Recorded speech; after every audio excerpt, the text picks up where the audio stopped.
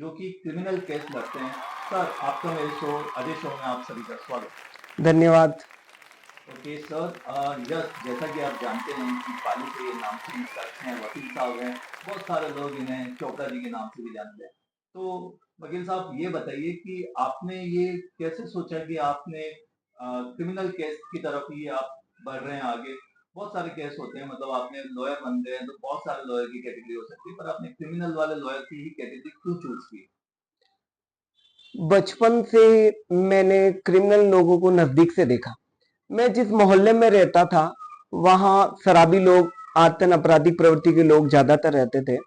और मैं देखता था शराबी लोग शराब पी करके आते थे, प्रतिदिन अपनी वाइफ को, बच्चों को, अपने पेरेंट्स को शराब पीकर मारते थे। और वो बेचारे माँ बाप, पत्नी रोज मार खा करके चुपचाप सहन कर जाते थे। कभी तो इतनी मारपीट होती थी जो असहनीय होती थी। मैंने कहा ये सब क्या है। तो जब मैं उन लोगों से पूछता था, हालांकि मेरा बचपन था, फिर भी मैंने कई बार पूछा, आप लोग विरोध क्यों नहीं करते हो? कि हमारी सुनवाई नहीं होती है। सुनवाई क्यों नहीं होती है? आप अच्छा प्रयास करो, पुलिस थाने में जाओ, वकील करो, कोर्ट में कार्रवाई करो, सुनवाई होगी। फिर मुझे ये महसूस हुआ, मेरे देश में क्राइम बहुत ज्यादा बढ़ रहा है, तो क्राइम को रोकने की शुरुआत हमें ही करनी पड़ेगी। इसीलिए मैं इस फील्ड में आ गया। मैं ये कहना चाहता हूँ, कई बार जो हमें क्रिमिनल दिखता है वो क्रिमिनल होता नहीं है। तो मैं आपके चैनल के माध्यम से ये भी बताना चाहूंगा, आप आम आदमी ये कहेगा कि ये तो क्रिमिनल साइड से भी प्रैक्टिस करते हैं। कई बार निर्दोष लोगों को भी कानून की नजर में क्रिमिनल बना दिया जाता है, तो उनकी भी पैरवी करनी पड़ती है। पर मेरा मेन उद्देश्य यही था, जब मैंने बचपन में अपराध को देखा, अपराधियों को देखा, तो मुझे लगा मुझे अपराध से लड़ना है। तो अपराध से लड़ने के लिए सबसे अच्छा सिस्टम, मैं पुलिस वाला नहीं बन सकता था। मुझे पता था कि मेरी ना तो फिजिकल फिटनेस है, ना मेरी वैसी स्थिति है कि मैं पुलिस वाला बनूं। तो सबसे अच्छा फील्ड मुझे एडवोकेसी का लगा। तो बचपन से ये इरादा था कि एक दिन वकील बनना है और क्रिमिनल लॉयर बनना है, इसलिए इस फील्ड में आ गए। Okay sir, great. देखा कि आपके मोहल्ले में, आपके शहर में जब क्राइम बढ़ता है तो एक छोटे से शख्स ने बचपन में वो उन चीजों को देख रहे थे और एक एम्बिशन बना लिया कि दुनिया में कुछ बदलना है। तो आर्यन जी ने वही चीज बदलने के लिए अपने ऊपर काम किया। यस सर, जब लॉयर बने आप, पहली बार आपको आपका केस याद आता है जब आपने पहला केस लड़ा हो, तो उस समय आपके साथ कैसा फील हो रहा था? क्या आप नर्वस थे, डर रहे थे, क्या चीजें हो रही थी? देखिए, नर्वसनेस तो थोड़ी बहुत शुरुआत में सभी को लगती है। और एडवोकेसी के फील्ड में तीन चीजें होना जरूरी है। एक तो अच्छा बोलने वाला चाहिए, लिखने वाला चाहिए, और सुनने की भी कैपेसिटी रखने वाला चाहिए। क्लाइंट की बात को अच्छे से सुनो, समझो और कोर्ट में उसको प्रेजेंट करो। और उसके लिए प्लीडिंग भी आपके पास में, मतलब लिखावट जो आपकी शैली है कोर्ट को में प्रेजेंट करने की, वो आपके पास अच्छी होनी चाहिए। तो नर्वसनेस इस बात की रहती है, जो मैंने लिखा वो सही तो लिख रहा हूँ, मैं कोर्ट में जो बोल रहा हूँ मेरी बात जज साहब समझ रहे हैं या नहीं समझ रहे हैं, और मैं जो मेरे क्लाइंट मुझे बता रहे हैं मैं उसकी बात समझाऊं या नहीं समझाऊं, और कोर्ट में मैं प्रेजेंट कर पाऊंगा नहीं कर पाऊंगा, ऐसा थोड़े समय महसूस होता है। ये नर्वसनेस तब खत्म होती है जब आपको कोर्ट से कोई जजमेंट, ऑर्डर आपके फेवर में मिलता है। तब आपको लगता है कि हाँ, हम कुछ कर सकते हैं, हम हमारे क्लाइंट की पैरवी कर सकते हैं। तो जब शुरुआत की, क्लाइंट की पैरवी की, सबसे पहले तो मैं उन्हें धन्यवाद देना चाहूंगा, उन लोगों ने जिन्होंने मुझ पर भरोसा किया और मुझसे पैरवी करवाई। जी जी, और बिल्कुल। सबसे बड़ी बात है भरोसा करना। और इस फील्ड में भरोसा ही सब कुछ है, क्योंकि जो क्लाइंट होता है वो सब कुछ अपना अपने वकील पर समर्पण कर देता है। सब कुछ वकील पे डिपेंड करता है। पैरवी जो करनी है वो वकील साहब को करनी है, क्लाइंट को तो मौन रहना है, चुप रहना है, जी उसे जी, कुछ नहीं बोलना है। जो बिल्कुल। कहना है वो वकील साहब को कहना है। तो उसने हम पर भरोसा किया, हमें अपनी फाइल सौंपी, और हमने लड़ाई लड़ी। और लड़ाई लड़ते लड़ते 11 साल हो गए, और बस भरोसा जीतते गए और सबका दिल जीत लिया। Okay okay, great sir, great. Great sir, आपने अपनी जर्नी सुनाई जिसमें आपने पहले केस के बारे में बताया कि जज साहब का जो जजमेंट आता है उसके बाद में आपके चेहरे पे खुशी आती है। आपने, मुझे पता है, हम आए दिन अखबारों में आपके बारे में पढ़ते रहते हैं। आज आपने इस क्रिमिनल केस को जीता, आज उसमें जीता। कोई चैलेंजेस कैसा आया था अरियन जी आपके जीवन में जिसको लग रहा था कि ये तो असंभव है, और आपने मैजिक कर दिखाया और वो शख्स आज आजादी से सांस ले रहा है और घूम रहा है? वैसे तो हर दिन चैलेंजिंग है, हर दिन मुझे हर केस में चैलेंज लगता है। फिर भी बहुत सारे ऐसे केसेज है जिनको मैं कभी नहीं भूल सकता। आपके इस चैनल के माध्यम से एक केस के बारे में शॉर्ट में बात करूंगा मैं। जी जी सर, बिल्कुल। एक केस था 17 साल पुराना, ओ, 17 साल पुराना रेप का केस था। अच्छा। वैसे रेप बोलना भी गलत है, पर फिर भी वो जो केस था वो झूठा था। 70 साल के बुजुर्ग पर एक रेप का केस था, 17 साल पुराना। जब मैं वकालत में भी नहीं आया था तब का केस था। अच्छा। 17 साल बाद में पुलिस उसको अरेस्ट करके लेके आई 2 साल पहले, और उस पर चार्ज लगा, वो जेल में रहे। जब मुझे पता चला कि पहले मैं एडवोकेट नहीं था, फिर मेरे पास में वो फाइल आई, उनके पोते आए मेरे पास में कि मेरे दादाजी जेल में है और आपको उनकी बेल करवानी है, उनका केस लड़ना। मैंने कहा, आपके दादाजी के दादाजी की एज क्या होगी? 70 ईयर ओल्ड, 70 ईयर ओल्ड दादाजी, और केस क्या? रेप का। जब सारी बात समझ में आई, लड़ा, और 3 महीने तक वो अंदर जेल में रहे, क्योंकि जो सेक्शन उन पे लगी थी, जो आरोप उन पे लगा था, वो बेहद गंभीर प्रकृति का आरोप था। बाद में कोर्ट ने उन्हें संदेह का लाभ देकर के दोष मुक्त किया। ऐसा कोई एविडेंस कोर्ट के सामने नहीं आया जिससे ये साबित हो सके उन्होंने अपराध किया है। तो वो बड़ा चैलेंजिंग केस था, एक 70 साल के बुजुर्ग को, और सबसे बड़ी बात, उनके दोनों पैरों में रॉड लगी हुई थी, वो चल फिर भी नहीं सकते थे। ऐसी स्थिति में ऐसे बुजुर्ग की पैरवी करना, उसके लिए लड़ाई लड़ना, और उसके पोते पोती, दोहिते दोहिती, पत्नी, बच्चे हर रोज पूछते हैं, सारे रिश्तेदार पूछते हैं वो कब बाहर आएंगे, कब बाहर आएंगे। सबको जवाब देना और लड़ाई लड़ना तो थोड़ा सा लगा था, पर आज एक आत्मसंतुष्टि होती है। जी, जी, जी सर, बिल्कुल ये सुन के हम भी हैरान हो गए कि अ, आपने एक ऐसे केस को जीता है जो उस परिवार ने शायद उम्मीद ही छोड़ दी होगी कि वो कभी बाहर आ पाएँगे, और आपने इतना कमाल कर दिखाया सर। बिल्कुल, डेफ़िनेटली। ये जब कभी-कभी आम नागरिक को अ, वकालत, कोर्ट कचहरी जैसे हम सुनते हैं कि सफ़ेद डॉक्टर के पास जैसे कोट होता है उससे डर लगता है, वकील साहब काला कोट होता है, उनसे डर लगता है। तो लोगों की धारणा क्या है? एक्चुअल में ये मिथ्या कहाँ से आई है कि लोगों के अंदर ये व्हाइट कोट, ब्लैक कोट के बीच में जो गैप होता है, आपको क्या लगता है कि ब्लैक कोट कितना इम्पोर्टेंट है एक आम नागरिक के लिए? देखिए, मैं एक बात कहना चाहूंगा, बहुत तरह के कार्य होते हैं। जैसे किसी को पढ़ाना भी कार्य है, सीए भी वर्क करता है, डॉक्टर भी वर्क करता है, पुलिस वाला भी वर्क करता है, बहुत सारे प्रोफेशन है। उन कार्यों में सबसे सर्वश्रेष्ठ कार्य सेवा का कार्य। सेवा का कार्य एक वकील जो कर सकता है वो कोई नहीं कर सकता मेरी नजर में, क्योंकि एक वकील एक निर्दोष की व्यक्ति के जीवन को बचा सकता है, एक व्यक्ति को फांसी पे जाने से बचा सकता है, उम्र कैद की सजा से बचा सकता है, उसे नया जीवन दान दे सकता है। वकालत का प्रोफेशन सेवा का प्रोफेशन है, एक गरीब तबके के व्यक्ति को लेकर के एक अमीर घर के व्यक्ति तक को न्याय दिलाने का अगर किसी के पास में अधिकार है कानूनन, तो वो एक अधिवक्ता के पास में है। आज अन्याय सब जगह हो रहा है, हर जगह व्यक्ति पीड़ित है, और एक एडवोकेट ही ऐसा एक व्यक्ति है जो लड़ाई लड़ सकता है। एक एडवोकेट हर व्यक्ति के लिए लड़ाई लड़ता है, और एक एडवोकेट को मैं आपके चैनल के माध्यम से बताना चाहता हूं, एक एडवोकेट को कभी कभी डॉक्टर भी बनना पड़ता है, कभी सीए भी बनना पड़ता है, कभी टीचर भी बनना पड़ता है। न्यायालय में अगर वो डॉक्टर की ओर से पैरवी कर रहा है या डॉक्टर से सवाल जवाब कर रहा है तो उसको डॉक्टर बन के आना पड़ेगा। डॉक्टर की सारी लैंग्वेज आनी चाहिए, डॉक्टर का जो प्रोसीजर है वो क्या है वो आपको पता होना चाहिए।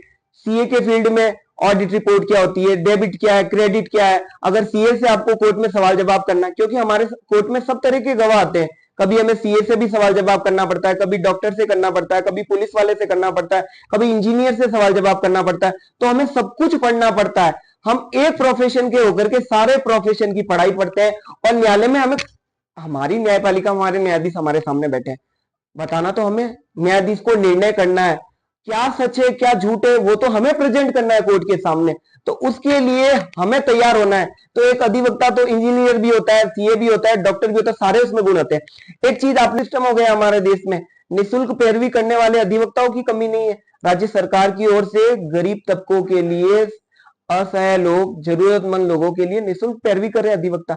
आपका तो 1 रुपये खर्च नहीं हो रहा, संवैधानिक अधिकार है आपको। तो ये थिंकिंग हमें ही चेंज करनी पड़ेगी, और हो सकता है शुरुआत इस चैनल के माध्यम से हो। अधिवक्ताओं के बारे में जो नकारात्मक चिंतन है उसे बदलने की वास्तव में आवश्यकता है। अधिवक्ता देश और दुनिया को बदलने की क्षमता रखते हैं। भारत का हर कानून अधिवक्ताओं के हाथों से ही आगे बढ़ता है। Sure, sure. बिल्कुल, आपने सही कहा है सर। काले कोट में बहुत ताकत होती है। अगर आप उन झूठे केस में भी आपको फँसा देते हैं, तो वो बाहर निकालने वाले सिर्फ़ वकील साहब ही होते हैं। आपने देखा होगा कि कैसे अरियन जी ने 70 साल के व्यक्ति की पैरवी की और उन्हें एक झूठे मुकदमे से बाहर लेके आए और उन्हें वहाँ पे एक सक्सेसफुल लाइफ दी ताकि वो सर उठा के अपनी ज़िंदगी को जी सकते हैं। ऐसे न जाने इंडिया में कितने सारे केस चल रहे होंगे जहाँ पे लोग सिर्फ़ झूठे मुकदमों के चक्कर में अंदर बैठे हैं। आए दिन सर हम अखबार में पढ़ते रहते हैं, आपका नाम आता रहता है और हमें पता चलता है कि आप कितना अच्छा काम कर रहे हैं। एक्चुअल में लोगों को झूठे फ्रॉड केस बहुत सारी क्रिमिनल एक्टिविटी होती है जिसमें आपने लोगों को बाहर निकाला है। अभी रिसेंटली सर ऐसा कोई आप हमारे चैनल के युवा हैं, हर तरह के जो लोग हमें देख रहे होंगे तो आप उन्हें एक छोटा-सा मैसेज दें कि एक्चुअल में कानून तोड़ना कितना बड़ा जुर्म है और इसे फिर कोई नहीं बचा सकता है। तो इस माध्यम से थोड़ा-सा कानून को लेके अवेयरनेस भी होनी चाहिए। लोगों में कानून को लेके अवेयरनेस नहीं है, खासकर तो युवा लोगों को। बिल्कुल आपने सही कहा। आजकल के लोगों की ये थिंकिंग है कि कोई कानून बना है, कोई नियम बना है तो उसे तोड़ने के लिए ही है। पर मैं कहना चाहूंगा कानून के हाथ बहुत लंबे हैं, आप बच नहीं सकते। अब तो अभय कमांड जो राजस्थान पुलिस की सर्विसेज है पूरे भारत में, हर राज्य की पुलिस की ये सर्विसेज है, हर जगह सीसीटीवी कैमरे लगे हुए हैं। अब तो हमारे देश की टेक्निक बहुत आगे बढ़ चुकी है। आप कहीं पर बैठे कोई क्राइम कर रहे हैं, अभय कमांड के कैमरों में हर चीज पकड़ में आ जाती है और मोबाइल लोकेशन है, क्योंकि बहुत सारा डेवलपमेंट हो चुका है। आधे से अधिक, मैं तो कहना चाहूंगा 90% क्राइम सीसीटीवी फुटेज से, मोबाइल लोकेशन से, कॉल डिटेल से ही पुलिस पकड़ लेती है। बिल्कुल। क्राइम तो करना नहीं चाहिए। मैं आपके चैनल पे कहना चाहूंगा, क्रिमिनल लॉयर हूं मैं मेरा अपराधियों को संरक्षण नहीं है। श्योर, और श्योर। राजस्थान पुलिस का भी यही कहना है, अपराधियों में भय होना चाहिए, आम जन की सुरक्षा, अपराधियों में भय। मैं भी यही कहना चाहूंगा, अपराध गलत है, अपराधियों की स्थिति बहुत खराब होती है, दुर्दशा होती है, उनका बुढ़ापा भी खराब होता है, जवानी खराब होती है, पूरी जवानी तो वो जेल में सड़ते हैं। जेल में कोई वहां मौत शोक थोड़ी है, तो कुछ नहीं होता है। टीवी में आप जैसे देखते हैं ऐसा कुछ नहीं है। जेल में खराब जीवन ही व्यतीत करना पड़ता है। हाँ ठीक है, भोजन मिल जाता है और रहने को जगह मिल जाती है, पर वो रहने जैसा नहीं है। आपको भयंकर गर्मी सहन करनी पड़ेगी, गर्मी में, सर्दी में सर्दी सहन करनी पड़ेगी। हर मौसम में आपको कोई अलग से वीआईपी ट्रीटमेंट नहीं मिलेगा जेल में। जेल में क्या है, जेल, अरे एक जानवर को पिंजरे में रख देते हैं, वही भागने की कोशिश करता है, वो जानवर होकर के पिंजरे में नहीं रहना चाहता है। उसको 24 घंटे खाने पीने की वस्तुएं दे दो, अच्छे से अच्छे पकवान दे दो, ड्राई फ्रूट दे दो, मिठाइयां दे दो, तो भी वो बाहर निकलना चाहता है। तो जेल तो क्या है, एक पिंजरा ही तो है। तो अपराध करोगे तो जेल में जाना पड़ेगा, और जेल में कोई वीआईपी ट्रीटमेंट नहीं मिलता है, मैं पुनः कह देता हूं। और बहुत खराब स्थिति होती है, घर वाले रोते हैं। एक बंदा जेल में चला जाता है, उसकी बीबी, उसके बच्चे, माँ बाप आके बार बार रोते हैं, और जब वो जेल में मिलने जाते हैं तो देखते ही रोने लग जाते हैं। अरे आपने तो क्राइम कर दिया, पीछे आपके घर वाले क्यों दुखी हो रहे हैं? उन्होंने क्या क्राइम किया? और उनकी भी जिंदगी बर्बाद हो जाती है, उनकी सुख चैन की नींद चली जाती है, उनको रातों को नींद नहीं आती, अपराधी को भी नींद नहीं आती। अपराधी को हर समय डर रहता है, पुलिस वाले आएंगे, पकड़ लेंगे, और आज मेरी गिरफ्तारी हो जाएगी, कल गिरफ्तारी हो जाएगी, इस मामले में मुझे पकड़ लेंगे, इस मामले में पुलिस मेरी रिमांड ले लेगी, इसमें जेल जाना पड़ेगा, उसमें जेल जाना पड़ेगा। तो रातों की नींद चली जाती है। अब आदमी सुख चैन की जिंदगी जीना चाहता है, तो सुख चैन की जिंदगी, अगर अपराध किया तो आपको सुख चैन की जिंदगी इस जन्म में कभी नसीब नहीं होगी। बिल्कुल, अगर आप अपराध करते हो तो इस दुनिया में कोई भी आपको बचा नहीं सकता है और कानून के हाथ बड़े लंबे होते हैं। वकील साहब ने सिर्फ सिंपल सी एक ही भाषा में कहा है कि आप अपने जीवन में बहुत अच्छे से और बिना कानून तोड़े आप अपनी ज़िंदगी जियो तो आपकी लाइफ बहुत अच्छी रह सकती है। अदरवाइज़ अगर आप कानून तोड़ते हैं, तो आपकी ज़िंदगी बहुत ही बेकार होगी। जैसे आप पिंजरे में देखते हैं, आप जब चिड़ियाघर गए होंगे तो देखना कि कैसे शेर को भी कितनी तकलीफ होती है, किसी भी जानवर को बंद कर देते हो। तो आप सोचो 4 इंच की जो दीवार होगी, जो छोटी-सी जेल होगी, उसमें आपकी ज़िंदगी कितनी कड़वाहट होने वाली है और बाहर जो आपका परिवार है, उसके ऊपर कितने लांछन लगने वाले हैं, कितनी चुनौतियाँ आने वाली हैं। ये सारी चीज़ें हैं। आप इस वीडियो के माध्यम से बहुत अच्छी चीज़ें सीख रहे हैं अरिहंत सर के साथ में, जो कि पाली के नामचीन वकील हैं और आज वो स्पेशल हमारे गेस्ट भी हैं और स्पेशल इसलिए हैं क्योंकि आज उन्होंने हमसे वादा किया था कि एक दिन हम आपके चैनल पे आएँगे और लोगों को अवेयरनेस करेंगे। सर बेल क्या होती है? सिंपल सी भाषा में हमारे व्यूअर जानना चाहते हैं कि बेल क्या आज़ादी होती है या बेल का मतलब क्या होता है? बेल, जिसको हिंदी में हम जमानत कहते हैं, एक केस, एक क्रिमिनल केस कब तक चलेगा उसकी कोई लिमिटेशन नहीं है। जी सर। ऐसा कोई कानून नहीं है कि एक केस का इतने समय में ही फैसला देना है। ओके। हमारे न्यायपालिका का ये सिस्टम है कि निर्दोष को सजा नहीं होनी चाहिए और अपराधी बचना नहीं चाहिए। तो सच सामने लाने के लिए न्यायपालिका में प्रोसीजर बना हुआ है। गवाह आएंगे न्यायालय में, गवाहों के बयान होंगे, उसके बाद में अधिवक्ता पैरवी करके बहस करेंगे। न्यायालय को सच को सामने लाना है, ये कोर्ट को लाना है और अधिवक्ता को भी न्यायालय के समक्ष सच प्रकट करना है। तो सच प्रकट करने में कई बार वर्षों बरस भी लग जाते हैं।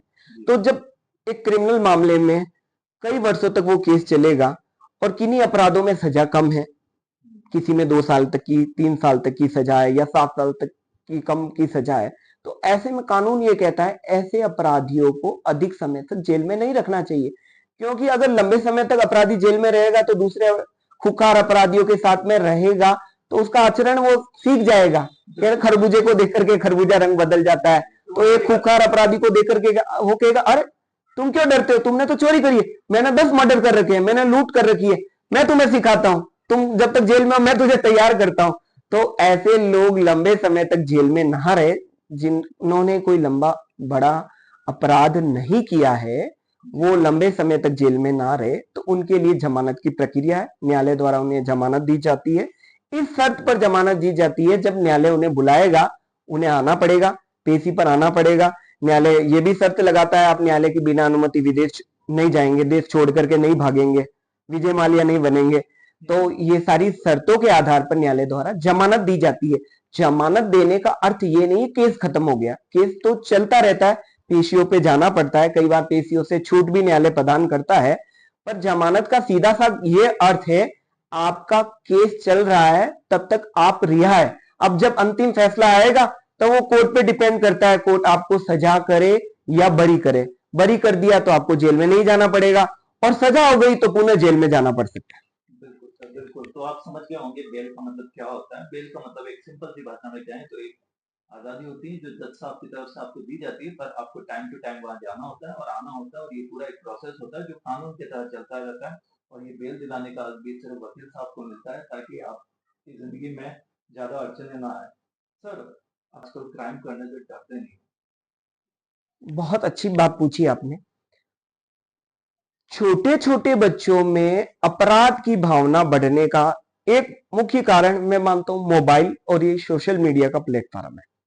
सोशल मीडिया पर इतने सारे, मैं किसी सीरियल का नाम नहीं लेना चाहूंगा, क्राइम से रिलेटेड बहुत सारे सीरियल्स आते हैं, वीडियोस आती है, कई सारे मैसेजेस आते हैं, उनको देख करके भी क्राइम सीख जाते हैं।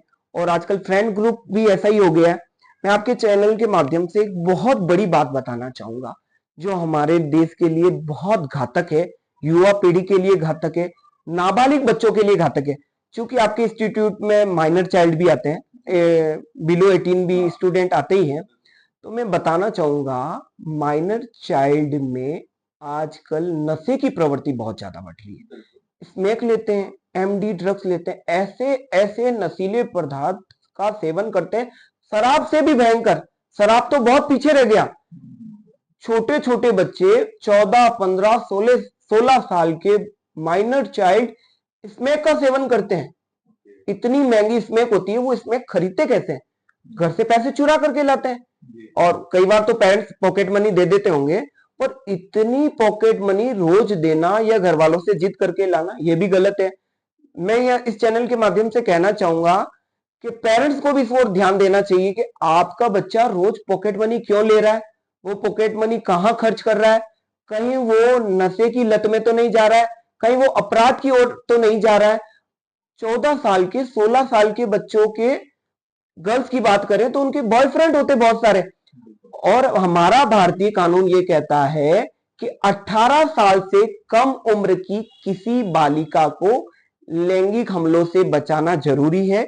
वो ऐसे प्रेम संबंधों में बिल्कुल ना फंसे। हर दिन राजस्थान में पाली जिले में, मैं आपके चैनल के माध्यम से बताना चाहूंगा, पूरे राजस्थान में कहीं पर भी पॉक्सो एक्ट के मामलों में सुनवाई हेतु 3-3 कोर्ट नहीं है। पर पाली जिले में 3-3 कोर्ट है। ये शर्मसार होने की बात है कि इतना पाली में अपराध बढ़ गया है नाबालिग बच्चियों के साथ में। नाबालिग बच्चियों का इतना यौन शोषण हो रहा है, बच्चियां इतनी भाग रही है, भाग करके 14 साल की लड़की, 12 साल की लड़की, 15 साल की लड़कियां शादियां कर रही है, गर्भवती हो रही है। और जो लड़के शादी करते हैं उनको आजीवन कारावास तक की सजा होती है और वो पूरी जिंदगी जेल में सड़ते हैं। तो ऐसा प्रेम संबंध क्या काम का। तो बच्चों में इस और अवेयरनेस देवे और नशीले पदार्थों से दूर रखे। और तीसरी चीज, आजकल ये जुओं का बहुत सारा चलन हो गया, ऑनलाइन गैम्बलिंग, इनसे भी बच्चों को बचाए। ये अपराध है, बिल्कुल। इसमें भी सजा होती है। और एक बात और कहना चाहता हूं, 12 साल से बड़ी उम्र का कोई बच्चा है वो अपराध करता है तो उसके लिए चिल्ड्रन कोर्ट बना हुआ है, उनकी भी वहां सुनवाई होती है, उनको वहां रखा जाता है। हालांकि वो जेल जैसी जेल नहीं होती है, वो बाल सुधार गृह है, पर वो उनको भी सुधार गृह में 1-2 कमरों में रहना पड़ेगा, फिर उनको वो बच्चों के लिए तो वो भी जेल हो जाएगी। तो मेरा यही कहना है कि अगर आप माइनर हैं तो क्राइम ना करें, अपराधियों से दूर रहे। आपके आसपास अपराध हो रहा है तो अपने पेरेंट्स को बताएं, अपने टीचर को बताएं, वो आपको अवेयर करेंगे, आपको जानकारी देंगे। अगर कोई परेशानी हो रही है और लगता है कि परेशानी ज्यादा बढ़ गई है तो अपने पेरेंट्स के साथ, अपने टीचर के साथ पुलिस से मिलिए, संबंधित पुलिस थाने में जाइए, पर अपराध का हिस्सा ना बने। Sure sir, sure. बिल्कुल, आपको बहुत ही अच्छी इन्फॉर्मेशन दी है सर ने कि कैसे छोटे बच्चे क्राइम में फँसते हैं। आपकी उम्र है पढ़ाई करने का, आप कुछ नया सीखें, एक्टिवेट रहें और अच्छी चीज़ें देखते रहें।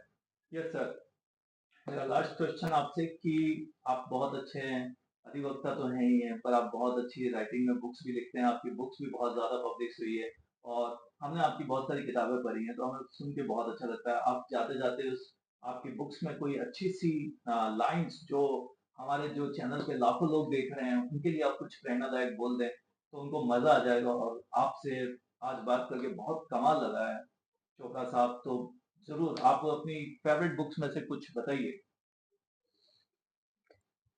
मैं एक पुस्तक लिख रहा हूं अभी, किम दुखम, अर्थात दुख क्या होता है। वास्तव में आज व्यक्ति अपने दुख से दुखी नहीं है, पड़ोसी के सुख से दुखी है। अरे पड़ोसी के घर में कार क्यों आ गई, उस रिश्तेदार के घर में कार क्यों आ गई, उस रिश्तेदार का प्रमोशन क्यों हो गया, उसके घर वाले घूमने क्यों चले गए, तो इस बात से दुखी है। मैं ये कहना चाहूंगा, आप दुनिया की इन बातों को भूलें, अपनी प्रोग्रेस पर ध्यान देवें, इसका दुख ना करें। कोई कितना भी सुखी है तो वो उसकी जिंदगी, अच्छी बात है। कोई दुखी है तो उसके दुख को कम करने की कोशिश करें। आपके चैनल के माध्यम से यही कहना चाहूंगा। तो उसमें आप दुनिया के दुख को दूर करने की कोशिश करेंगे तो परमात्मा आपका दुख स्वतः ही दूर कर देगा और आपका दुख अपने आप ही दूर हो जाएगा। आपको लगेगा मैं उसके लिए कुछ अच्छा प्रयास कर रहा हूं, उसका भला कर रहा हूं, उसकी सेवा कर रहा हूं, उसके लिए कुछ अच्छा सोच रहा हूं, तो ऊपर वाला आपके लिए स्वतः अच्छा सोच देगा और आपका खुद का स्वतः भला हो जाएगा। जो दूसरों के भला करने के बारे में चिंतन रखता है उसका सब जने भला करेंगे, ऊपर वाला भी भला करेगा और प्रकृति आपका भला करेगी। प्रकृति, ये वायुमंडल, इसमें अदृश्य एक शक्ति है जो ईश्वरीय शक्ति है मेरी नजर में, वो आपका स्वतः भला कर देगी। आप दूसरों का बुरा करने का सोचोगे तो आपका स्वतः बुरा हो जाएगा। धन्यवाद। बिल्कुल सर, बिल्कुल। बहुत मज़ा आया और बहुत ही इन्फॉर्मेशंस आज ये हमने हमारे व्यूअर्स जो हमें लाखों लोग देख रहे हैं, उनके लिए बहुत ही प्रेरणादायक ये वीडियो रहेगा। आपने बहुत ही अच्छे मुद्दे उठाए, जैसे पॉक्सो के बारे में बात की, क्रिमिनल एक्ट के बारे में बात की। कैसे आपने एक अपनी स्टोरी सुनाई जिसमें आपने ये बताया कि लोगों को गलत फँसा भी दिया जाता है। कैसे कानून के इम्पोर्टेंट्स नोट्स बताए। आप इन वीडियो से बहुत सारी चीज़ें सीख सकते हैं। Thank you so much sir. एक बार फिर से आप यहाँ आए, आपसे मुझे धन्यवाद। बहुत